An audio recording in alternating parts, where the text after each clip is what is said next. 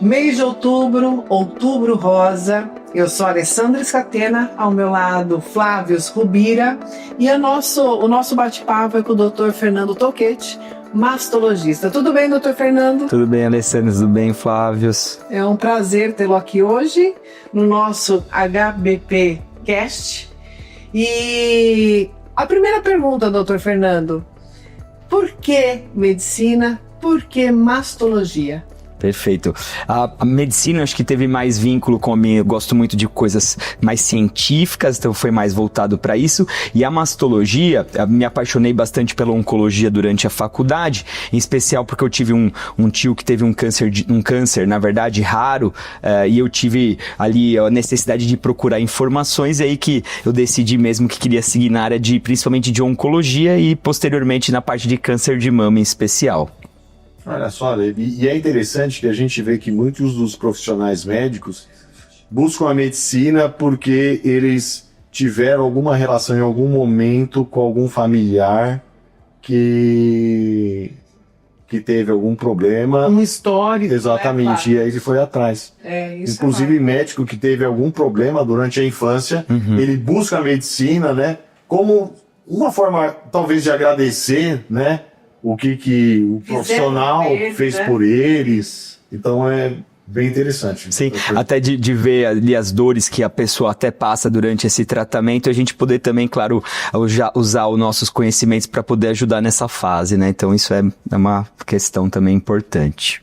E doutor Fernando, quando procurar um mastologista? O mastologista geralmente ele é procurado quando há alguma, como a maioria das mulheres, elas passam no ginecologista para fazer a sua rotina ginecológica. Então, o grande encaminhador de pacientes acaba sendo o ginecologista, né, por conta de alterações nos exames de rotina, mas as pacientes também costumam procurar por demanda própria quando passam por algum sintoma, né, relacionado à mama, como dores mamárias, o achado de um nódulo, né, que é uma das principais alterações relacionadas ao câncer de mama, né, como sinal ou sintoma. Então, principalmente nessas condições, ou por alterações de exames que realizam na sua rotina ou por alguma alteração que elas observam nas mamas. E pela faixa etária, também tem uma indicação hoje, um protocolo para a partir de alguma idade a mulher procurar um mastologista?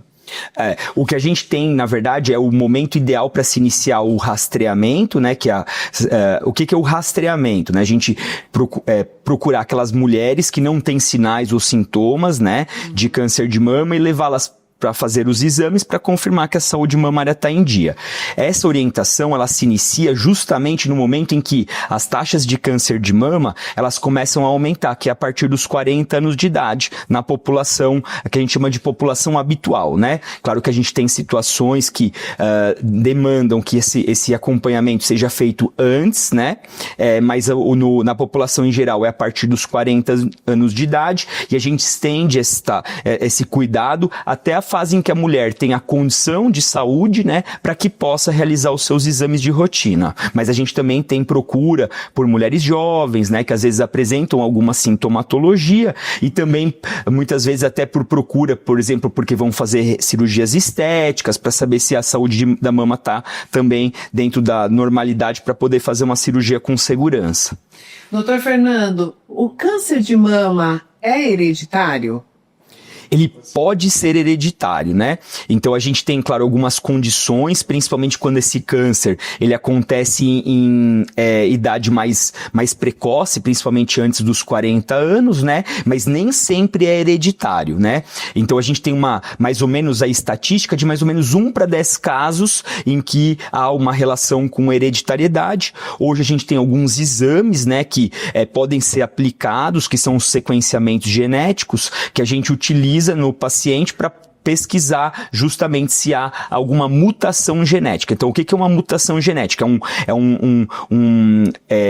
Uma alteração que essa pessoa já tem desde o nascimento, né, nas suas células, e que propicia um risco maior para o câncer, por exemplo, o câncer de mama. E essa pesquisa é feita através de exame de sangue, de biópsia, como que é? Geralmente através de sangue ou saliva. A maioria dos laboratórios utilizam um teste sanguíneo, e aí não é um exame genérico, né, para todos, que identificam todos os tipos de câncer. São painéis específicos que são escolhidos a depender de cada necessidade, de cada paciente. Então é um rastreio já muito bom para ser realizado, então. Exato. Hoje ele é mais restrito a mulheres que diagnosticaram um câncer de mama ou naquelas famílias onde a gente observa um perfil maior dessa característica de hereditariedade. Então, naquelas famílias, por exemplo, que tem múltiplos casos de mulher com câncer de mama ou mulheres com câncer de mama em idade jovem, essa testagem genética se faz ali necessária. Tá. E aí, falando nisso daí, hoje em dia, quais os tratamentos que a gente tem, se é medicamentoso, se é cirúrgico, para o câncer de mama e o índice de cura hoje que está, né, por esses tratamentos aí? A gente fala que o câncer, né, em geral, ele é um tratamento multimodal. Então, isso que foi a grande revolução e a grande evolução que nós tivemos nos últimos tempos. Então, a gente não tem um tratamento que resolve. É a combinação dos tratamentos que vai levar justamente ao resultado que a gente espera.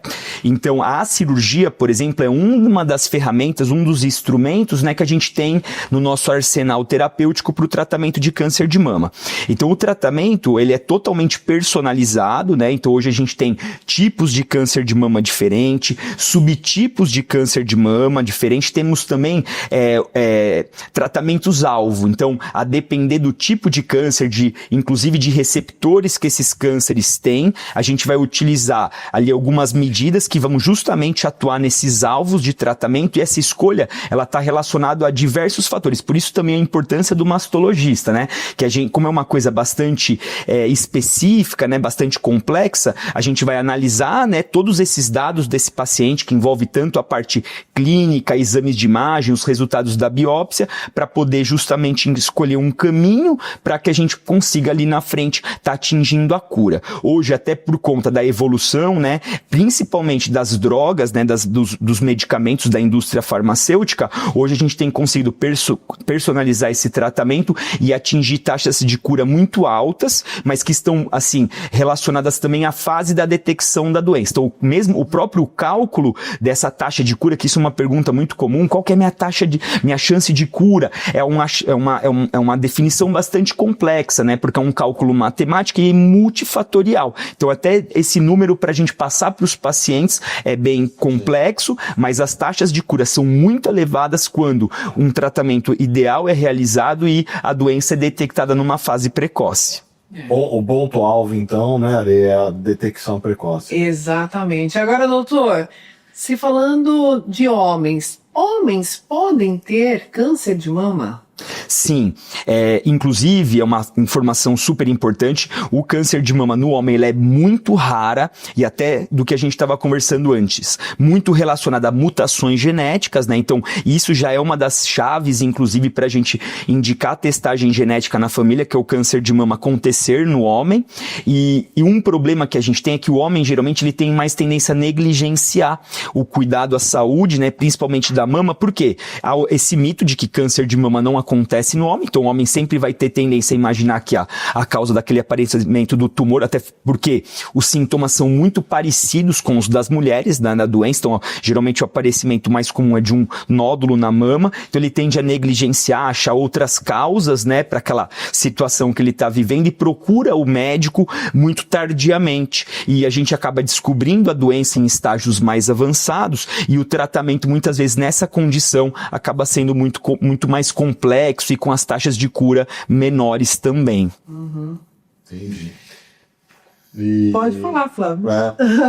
Como que você vê hoje a parte dos tratamentos que a gente tem, parte do acolhimento, do diagnóstico, comparado com antigamente, né? muito se falou também da Angelina Jolie, né, que fez a extração, né, dos 2 seios.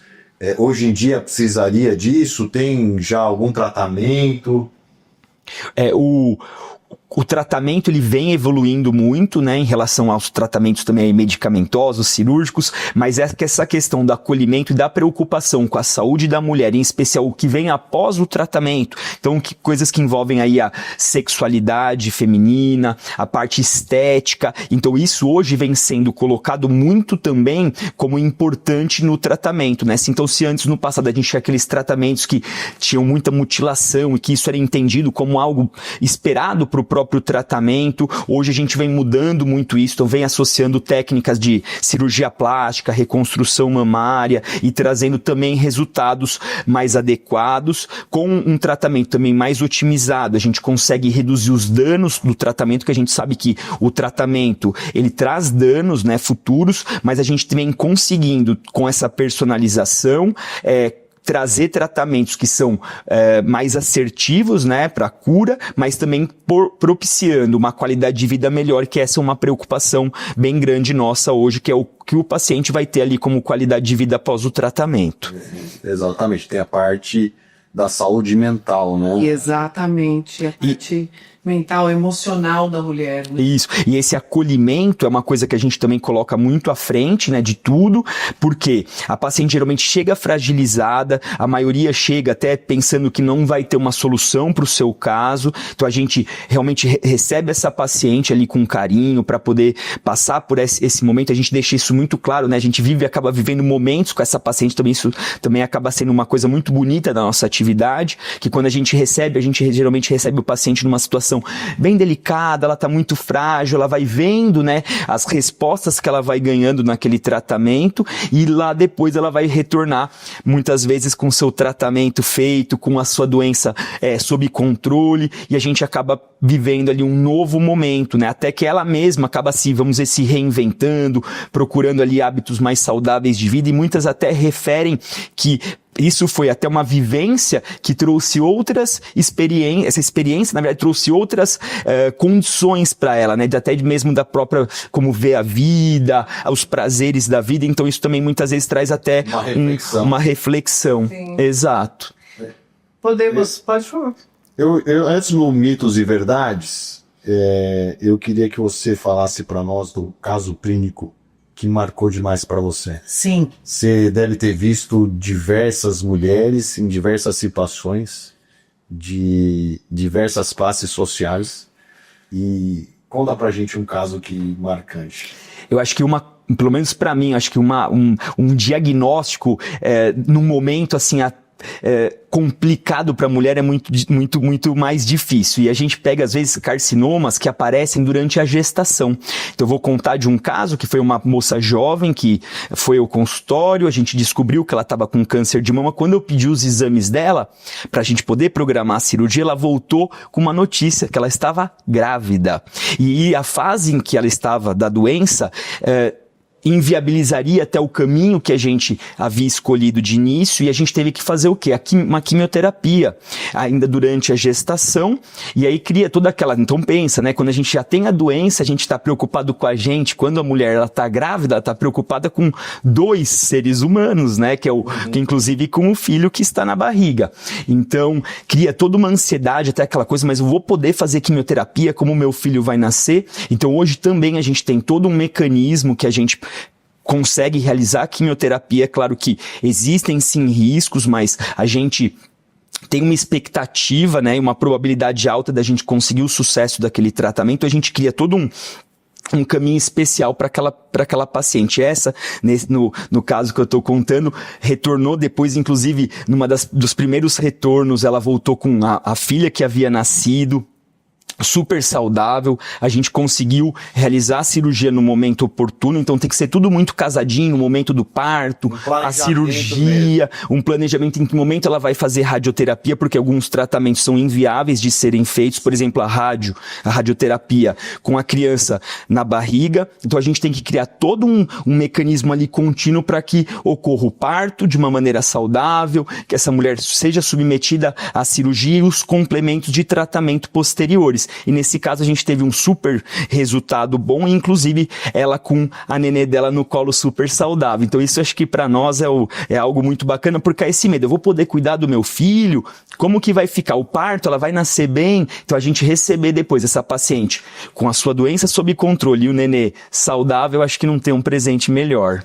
E uma dúvida agora, uma curiosidade, ela conseguiu amamentar a criança? Não. Na verdade a gente costuma, né, por conta até da próprio tratamento que vai ser feito posteriormente, ele acaba inibindo a lactação, né? Então a gente acaba tendo que, junto ao pediatra, né, tá utilizando aí fórmulas suplementares para poder fazer essa amamentação. Mas isso também tem muito vínculo com a idade gestacional, né, o momento da gravidez em que essa mulher ela foi diagnosticada. Então, claro, tem casos que não acabam não impactando muito, mas outros impactam de maneira muito significativa ao ponto da gente até mudar a trajetória do tratamento dessa paciente. Mas no final, graças a Deus, deu tudo certo, né? Sim. Vamos agora para mitos e verdades? Doutor Fernando, a mamografia, todo mundo fala da bendita mamografia, né? Ela provoca câncer? Essa é uma pergunta super importante, porque a gente tem tido muitos vídeos, né, na internet, muitas notícias dizendo que a mamografia não deveria ser realizada justamente porque ela provoca câncer. E isso muito por conta do medo da radiação, né, que a gente sabe que é um fator de fato que pode levar a câncer, mas isso numa certa dose. Então a gente tem estudos muito claros de entidades internacionais que trabalham com a parte de medicina nuclear, mostrando que não, a mamografia, desde que realizada da maneira adequada, na sua periodicidade adequada, ela não traz aumento do risco de câncer. Então é mito. É mito. Certo. Durante a mamografia, a mulher que tem um nódulo, esse nódulo pode estourar. É mito ou verdade? É mito. Na verdade, os exames, né, do nosso arsenal para diagnóstico são fundamentais quando a gente tem, por exemplo, um caso de nódulo mamário para a gente poder fazer essa distinção. E também não há nenhum dado, nenhum estudo que mostre que a realização de exames, né, desde que, claro, da maneira adequada, tragam qualquer piora ali na doença dela, ou no nódulo, ou romper o nódulo, ou gerar algum agravo para ela. Doutor Fernando, mulheres que têm, né, próteses mamárias, durante a realização da mamografia, essas próteses podem estourar? Outra boa pergunta. Na verdade, a mamografia para a mulher que é portadora de implante de silicone, ela deve realizar, né, a mamografia como qualquer outra mulher. A gente tem alguns cuidados, né, em especial o deslocamento dessa prótese durante o exame para que a gente possa ter uma visualização adequada da mama, e há sim um risco muito pequeno de rompimento desse implante mamário durante o exame. E também está relacionado à qualidade do implante e o tempo que essa paciente tem esse implante mamário, porque a gente tem que lembrar que o implante é um material que foi produzido por uma empresa e ele tem, claro, ali um prazo de vida, né? Não que ele tenha um prazo determinado, mas ele pode ter avarias. E o processo de compressão da mamografia, justamente por comprimir também o implante, ele pode trazer um risco muito baixo de ruptura do implante, mas não que a gente deixe de realizar por conta dessa questão, porque a gente não costuma ver isso na prática. Aliás, até complementando, mulheres que têm próteses falam que é bom fazer a ressonância magnética. É verdade ou é mito? É verdade. A ressonância ela tem um papel muito importante também na mulher portadora de implante mamário para a gente garantir que esse implante ele está o quê? Íntegro. E é justamente isso. A gente vê às vezes até essa coisa do eu fiz a mamografia, o meu implante rompeu, mas muitas vezes essa mulher já estava com esse implante rompido, né? E ele acaba com, claro, essa manipulação piorando a situação dela. Então o ideal seria, assim como a gente quando compra um carro, né? A gente tem a manutenção que a gente leva periódica para confirmar que está tudo ok, o implante mamário também precisa passar periodicamente por uma avaliação. Muitas vezes o paciente que faz uma cirurgia de implante, ele acaba ou não recebendo essa orientação, ou não cumprindo ali com essa necessidade, mas o médico que faz cirurgias com implante mamário deve orientar que essa manutenção, esse cuidado com o implante tem que ser realizado. E o método que a gente chama de padrão ouro, né, é a ressonância magnética para a identificação da qualidade ali do implante, a integralidade desse implante. Muito bom. Câncer de mama tem cura. É mito ou verdade? É uma verdade muito clara, né? Então, a gente hoje cada vez mais vem experimentando, né, as taxas de cura se elevando justamente por conta dessa melhora, né, nas escolhas terapêuticas. A gente tem aí todos os meses novidades, né? Então, a gente cada vez vai implementando mais técnicas que vêm cada vez garantindo melhores resultados. Então, é uma verdade. A chave da cura justamente está na combinação entre um tratamento adequado e a fase em que essa doença é diagnosticada. Então, por isso a importância, né, de pedir para que as mulheres, né, façam os seus exames adequadamente para que a gente possa recebê-las também no momento oportuno para que o tratamento seja feito. A gente precisa receber essas mulheres neste momento para que a gente também possa oferecer para elas um tratamento ideal e com o objetivo de garantir também uma cura maior para elas. Doutor, mulheres que já fizeram a cirurgia de mama por conta do câncer de mama, elas não podem mais fazer qualquer tipo de atividade física, principalmente musculação. Mito ou verdade? Completamente mito. Isso, infelizmente, a gente tem escutado, às vezes, até de profissionais da área da saúde falarem isso para as pacientes. É claro que a mulher que passou por um tratamento, assim como uma pessoa que passa por uma fratura, né, ortopédica, ela vai viver um novo status após esse tratamento, após essa cicatrização, vamos colocar assim, né? Então, ela vai ter que depois passar por um processo de reabilitação, mas a atividade física e mesmo a musculação, né, trabalhar com peso, isso é fundamental para ela. A gente sabe hoje que a perda de massa óssea, a perda de massa muscular, ela piora na qualidade de vida e inclusive aumenta o risco até mesmo do desenvolvimento do câncer. E tem estudos mostrando que a mulher que tem uma carga muscular mais elevada, ela também tem melhores taxas de cura. Então a gente também reforça para os pacientes após o tratamento a necessidade de fazer uma atividade física regular, claro, respeitar os seus limites, né? Mas não que a pessoa que passou por um tratamento ela fique sem a condição de estar fazendo atividade física ou musculação. Então é um mito. E o último, a amamentação reduz o risco do desenvolvimento do câncer de mama. Mito ou verdade?